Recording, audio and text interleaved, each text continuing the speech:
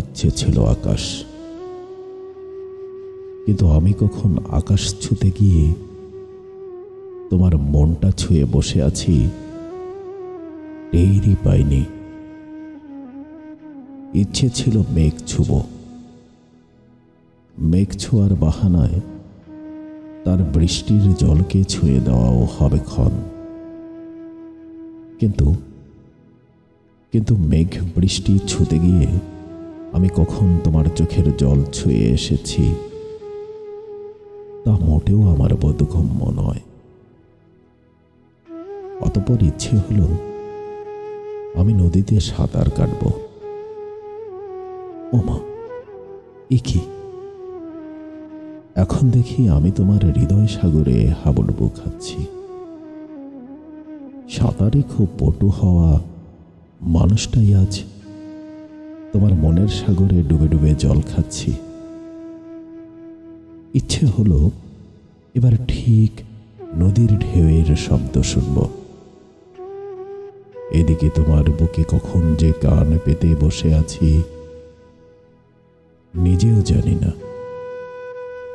শুধু কানে বেজে উঠছে তোমার হৃৎপিণ্ডের কম্পনের আওয়াজ, গুরুম গুরুম আওয়াজ।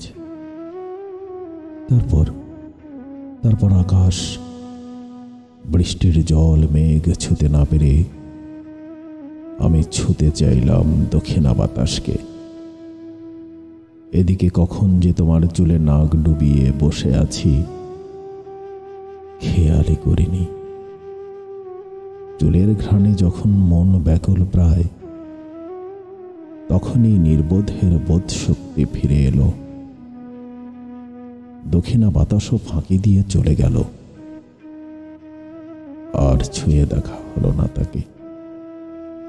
শেষমেশ ইচ্ছে হলো আমি কোনো এক নারীর হাত ছুঁয়ে দেব। এদিকে কখন তোমার শাড়ির আঁচলে হাত আটকে গেছে বলতেই পারি না।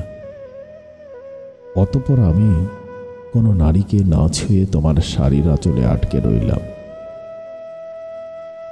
দ্বিতীয় কোনো নারীর প্রেমে না পড়ে আমি তোমার শাড়ির প্রেমেই হাবুডুবু খাই। অনেক কিছুই তো ছোঁয়ার ইচ্ছে ছিল, কিন্তু যখন তোমার মনটাই ছুঁয়ে বসে আছি তখন আর কি বা ছোঁয়ার ইচ্ছে জাগে। তোমার মনটাই যখন ছুঁয়ে বসে আছি তবে আর কি ছোঁয়ার ইচ্ছে জাগতে পারে মনে?